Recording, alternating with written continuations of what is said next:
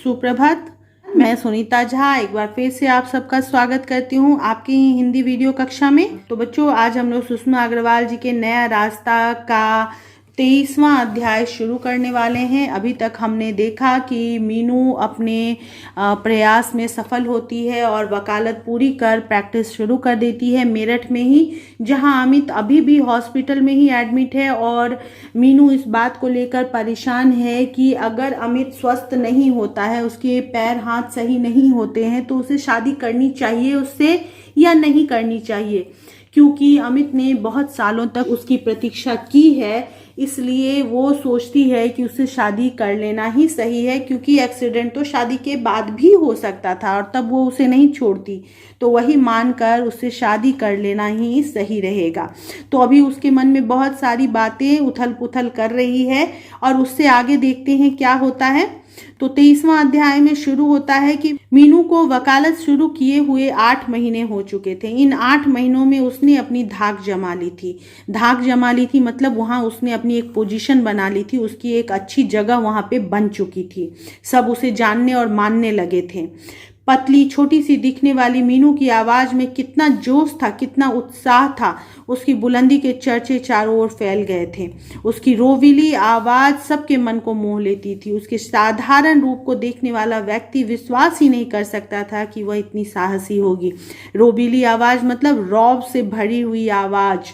तो वो एकदम छोटी सी नाजुक सी लड़की थी, लेकिन उसकी आवाज में बहुत जोश था, जो कि वो जिरह करते समय, वकील का काम ही होता है जिरह करना, और उसकी आवाज का उसकी आवाज में जो आत्मविश्वास होता है, जोश होता है, वो बहुत ज़रूरी होता है। तो वो चीज़ें जो थी उसको बहुत खास बना रही थी और जिसकी वजह से वो चारों तरफ प्रसिद्ध होती जा रही थी। बुलंदी मतलब ठोस होना, बुलंद होना। पिछले 8 महीनों में मीनू अमित से मिलने 4 बार गई, परंतु केवल मरीज की एक हितैषी बनकर। हितैषी मतलब उसका हित चाहने वाली। पिछले 2 महीनों से तो वह उसके पास जा ही ना सकी थी, ना उसका कोई समाचार ही मिल सका था। यानी कि अभी वो इतनी व्यस्त थी कि अमित से मिलने जा नहीं पा रही थी। रविवार का दिन था। सप्ताह में केवल एक ही दिन तो मीनू अपने को स्वतंत्र अनुभव करती थी। रविवार होने के कारण उसने सोचा कि वह दिन नीलिमा के साथ ही व्यतीत किया जाए। वह नीलिमा के घर जाने को ही थी कि उसकी छोटी बहन आशा अपने पति व बेटे के साथ वहां आ पहुंची। रविवार का महत्व तो सब लोग बहुत अच्छे से जानते होंगे, चाहे आप लोग हों जो स्कूल जाते हैं वो, चाहे हम जैसे लोग हों जो नौकरी के लिए जाते हैं वो। रविवार का महत्व बहुत अच्छे से जानते हैं, क्योंकि वो छुट्टी का दिन होता है। तो इस दिन मीनू भी अपने आप को स्वतंत्र अनुभव करती थी, आज़ाद अनुभव करती थी। किसी तरह का प्रेशर उस पर नहीं होता था। तो वो नीलिमा के घर जाना चाहती थी, लेकिन अचानक उसकी छोटी बहन आशा अपने पति और बेटे के साथ वहां पहुंच जाती है। मीनू आशा से लगभग 8 महीने बाद मिली थी।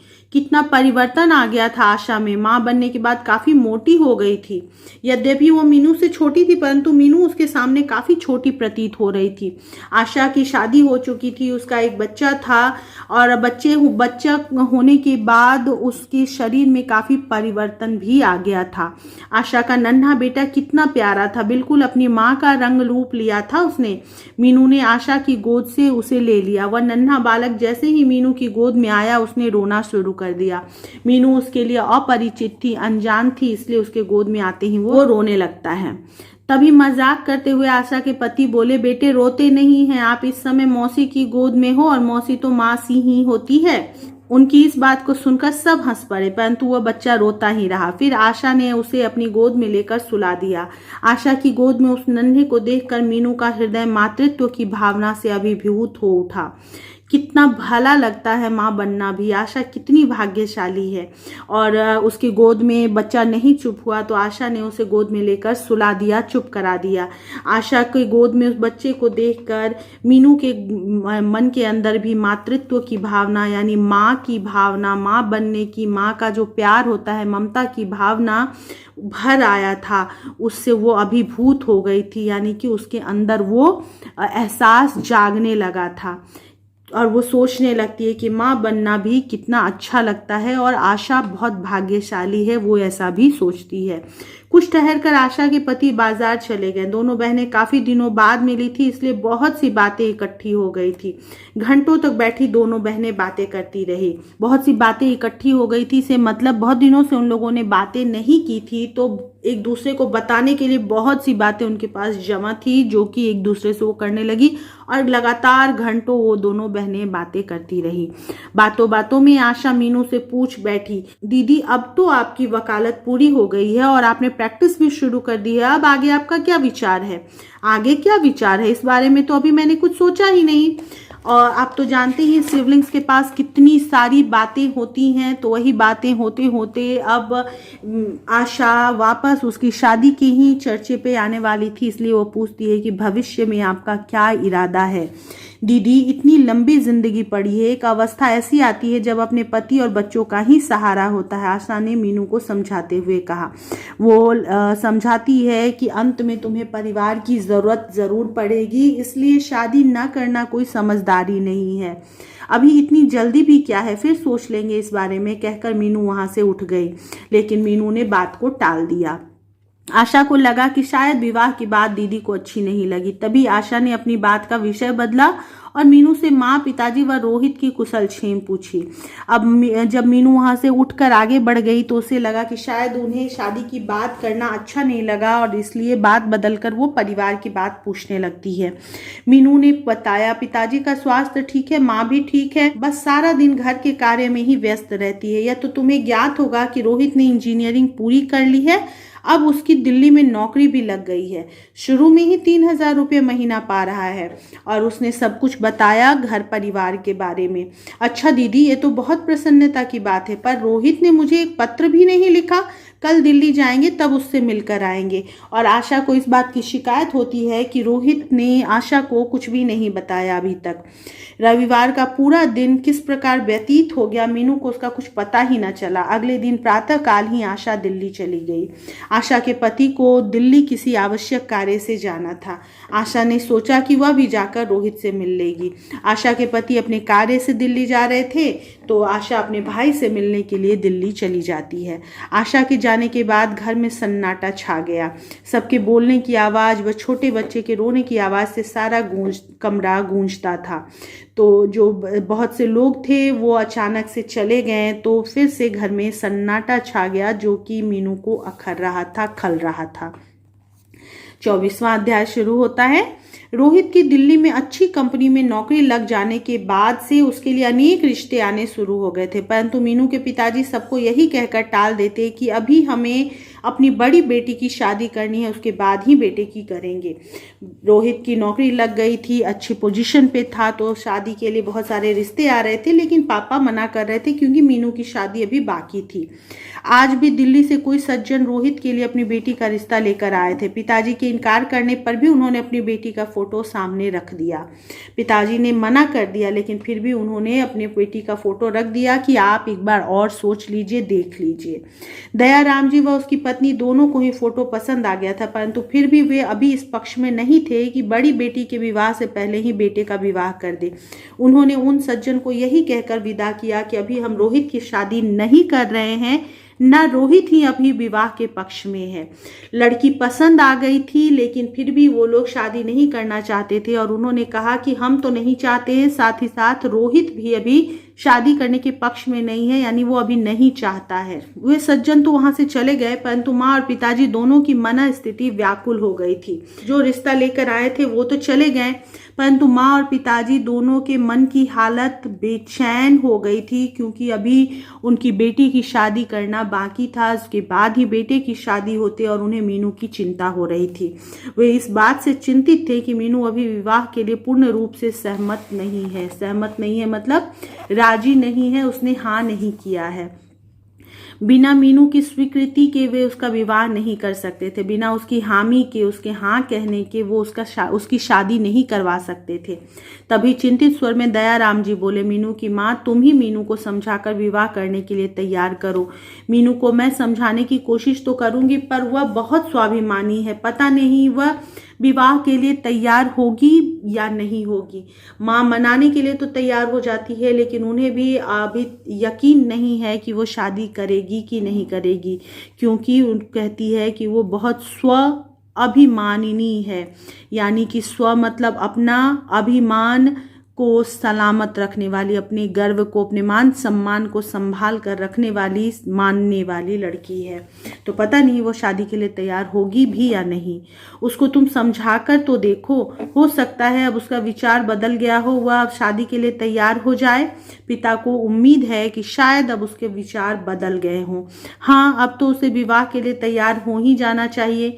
जब तक हम अपने हाथों से उसका कन्यादान नहीं कर देंगे, तब तक हम सुख से कहाँ रह सकेंगे, और हमारा समाज भी तो चैन से नहीं रहने देता। मैं जहाँ कहीं भी जाती हूँ, कोई ना कोई मुझसे पूछ ही लेता है कि अभी बड़ी बेटी की शादी नहीं कर रही हो, क्या बात है, क्या उसके योग्य कोई पढ़ा लिखा लड़का नहीं मिल रहा है। कोई कहती है कि आजकल लड़कियों को इतना नहीं पढ़ाना चाहिए, पढ़ने के बाद दिमाग खराब हो जाते हैं, लड़कियों को लड़के पसंद नहीं आते।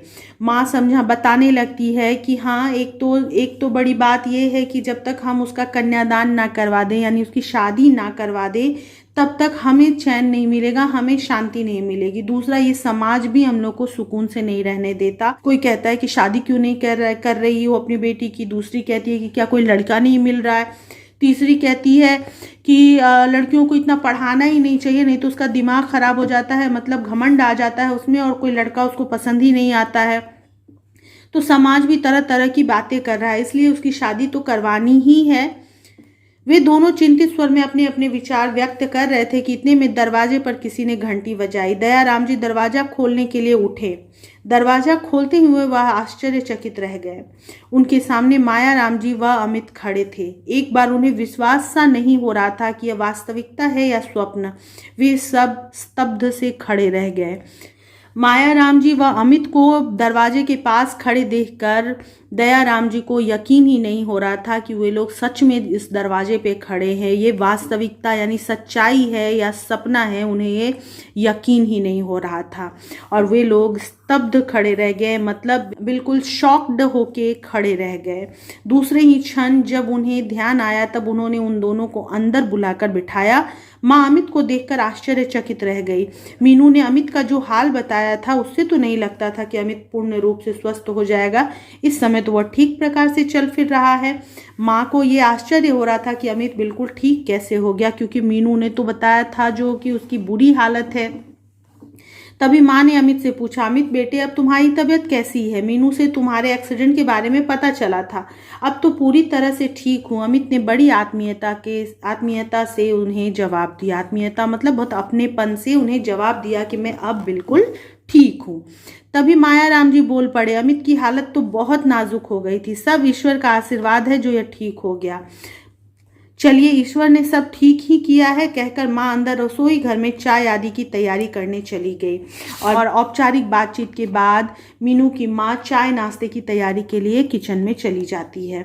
मायाराम जी को दयाराम जी से बात करने में कुछ संकोच सा हो रहा था, फिर भी उन्होंने साहस एकत्र करके बात करनी शुरू की। संकोच हो रहा था क्योंकि उन्होंने जो व्यवहार उनके साथ किया था, लड़की को देखकर फिर उन्हें धोखा देना, वो व्यवहार उन्हें ग्लानि महसूस करवाने के लिए काफ़ी था, गिल्टी फील कराने के लिए। इसीलिए उन्हें संकोच हो रहा था, थोड़ी सी झिझक हो रही थी, लेकिन फिर भी उन्होंने हिम्मत जमा किया, साहस एकत्र किया और बात शुरू की। उन्होंने कहा, भाई साहब, लगभग 4 वर्ष पहले जो कुछ भी हुआ था उसके लिए हम क्षमा प्रार्थी हैं। आशा है आप हमें क्षमा कर देंगे। क्षमा जोड़ प्रार्थी यानी क्षमा प्रार्थना करने वाले हैं। तो आशा है कि आप हमें माफ़ कर देंगे, क्षमा कर देंगे। नहीं भाई साहब, इसमें क्षमा मांगने की क्या बात है? दयाराम जी बात को संभालते हुए बोले।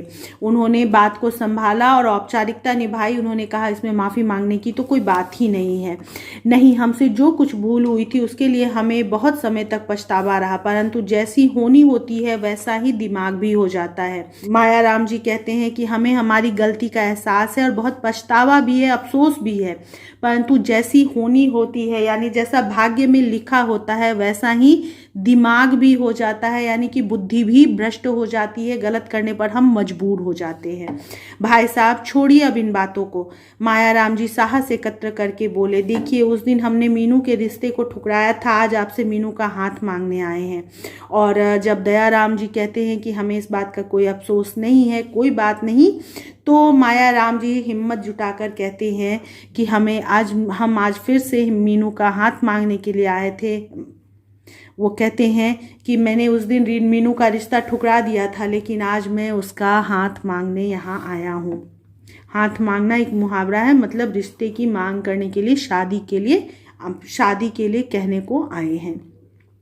दयाराम जी तुरंत बोल पड़े, मीनू तो अभी शादी के लिए हाँ ही नहीं कर रही है, उसकी स्वीकृति के बिना हम उसकी शादी के लिए हाँ नहीं कर सकते। मायाराम जी बोले, शादी विवाह का मामला नाजुक होता, बिना लड़के व लड़की की स्वीकृति के विवाह नहीं करना चाहिए।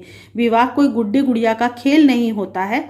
अब देखिए हमारे अमित के लिए ना जाने कितने रिश्ते आए, पर उसने किसी के लिए हाँ ही नहीं करके दी। जब दयाराम जी ये कहते हैं कि मीनू शादी के लिए हाँ नहीं कर रही है, तो हम शादी कैसे करवा दें? तो मायाराम जी भी कहते हैं, बिल्कुल सही बात है, लड़के लड़की की स्वीकृति, उनकी हामी के बिना शादी होनी भी नहीं चाहिए। जैसे कि अमित ने जब तक नहीं कहा, हमने शादी की बात आगे नहीं बढ़ाई, बिल्कुल उसी तरह।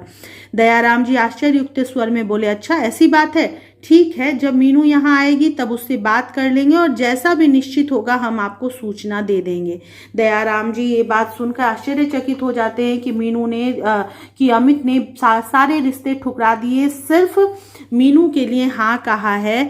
तो ये सुनकर वो कहते हैं कि ठीक है, जब मीनू आएगी तो हम उससे पूछेंगे और वो हाँ कहेगी, जैसा कहेगी, जो आंसर देगी वो हम आप लोग को सूचित कर देंगे, आप लोग को इन्फॉर्म कर देंगे। मायाराम जी ने कहा, ठीक है, मीनू की स्वीकृति लेना अनिवार्य है, उसके बाद आप हमें सूचित कर दें। कुछ देर बैठने के बाद मायाराम जी व अमित चले गए, परंतु आज दयाराम जी को अवश्य यह एहसास हो रहा था जैसे किसी ने उनके दुखी हृदय को सांत्वना दे दी हो। मतलब मायाराम जी और अमित चले तो गए, लेकिन आज दयाराम जी के दुखी हृदय को, जो उन्हें अपमान महसूस हुआ था, तकलीफ महसूस हुई थी, उस तकलीफ का एहसास उन्हें आज कम होता हुआ महसूस हुआ था। उन्हें आज लग रहा था कि उनकी वो जो तकलीफ थी, उनका जो दुखी हृदय था, दिल था, उसको आज सांत्वना मिली, कोई ढांढस आज मिला है। तो आज वो बहुत राहत महसूस कर रहे थे और सुकून महसूस कर रहे थे। ये वीडियो मैं अब यहीं पे समाप्त कर रही हूँ। हालांकि ये थोड़ा सा छोटा है, लेकिन फिर भी 2 अध्याय ही हैं। अब तीसरा अध्याय इसमें जोड़ूंगी तो वो काफ़ी बड़ा हो जाएगा, और 2 ही अध्याय और बचे हैं, तो एक वीडियो में मैं उसे कंप्लीट करने की कोशिश करूंगी। फिर हो सका तो थोड़े बहुत इससे संबंधित प्रश्न के बारे में भी आपको समझा दूंगी। फिलहाल अभी इतना ही। बाय बाय, टेक केयर, और परीक्षा की तैयारियां करते रहिएगा।